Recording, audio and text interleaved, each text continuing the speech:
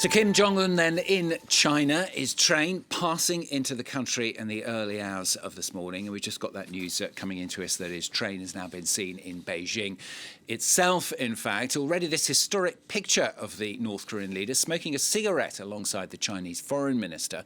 He's there to attend a massive military parade alongside the Chinese President Xi Jinping and Russia's Vladimir Putin tomorrow, marking 80 years since the end of World War II. But ahead of that today, the leader's putting on a show of unity. Xi has already been meeting with Putin, really formalising then the China, Russia, North Korea trilateral relationship. Well, we're going to cross live then to the latest for our correspondent Jan Camenzind Broomby, who joins us now. Jan, I mean, a historic moment there. We saw that photo with Kim Jong Un arriving in China for this summit and for this parade tomorrow. Yeah, we've seen these photos coming out, some of them coming out from North Korean state broadcasters earlier, showing Kim Jong Un, their leader, in this train, North Korean flag behind him, laptop out in front of him, working, looking like he's in a meeting, preparing as he crossed over that border into China. It's not the way that we're used to foreign leaders moving around.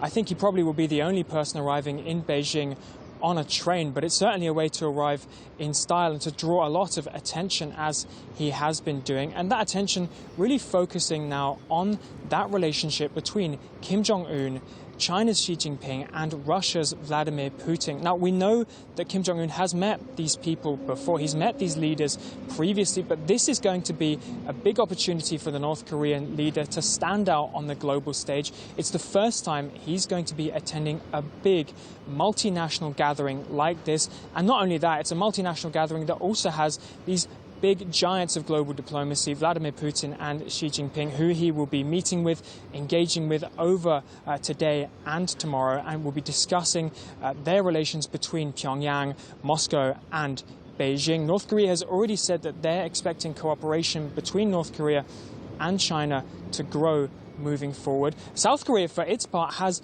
its own new leader. They have sent their National Assembly leader to Beijing, although so far no word on whether he will be able to meet with Kim Jong Un himself, as we know that South Korea's leader has also been trying to patch up relations across that tense Korean peninsula. Yeah, those other two men you mentioned there, Jan, the Russian President Vladimir Putin, he's already thanked Xi Jinping and calling him his dear friend for the warm welcome he's received. I mean, is this just, though, about show, or is it a real kind of new trust, if you like, between the two men? Well, it's not just this military parade that's going to be taking place tomorrow morning. Russia and China were both participating in the Shanghai Cooperation Organization meeting that was being held yesterday in the Chinese city of Tianjin.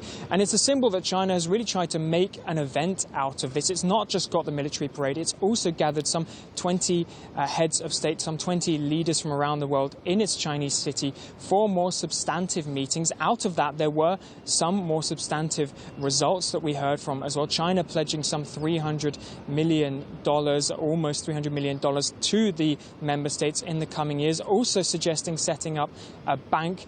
Russia's Vladimir Putin suggesting that these SCO, Shanghai Cooperation Organization states, together start issuing bonds. And so it's not just all for show. There has been some movement forward by these different leaders. But I will say, even if it's about the imagery, even if it's about the image that they're able to portray on the global stage, that in and of itself is important as well, actually. There's been a lot of talk about the building up of a multipolar world, a lot of talk about engaging in multilateralism, and that's one of the key messages that these leaders are trying to get across as they meet. Yeah, and thanks very much, Jan Camenzind Broomby, joining us there from Taipei.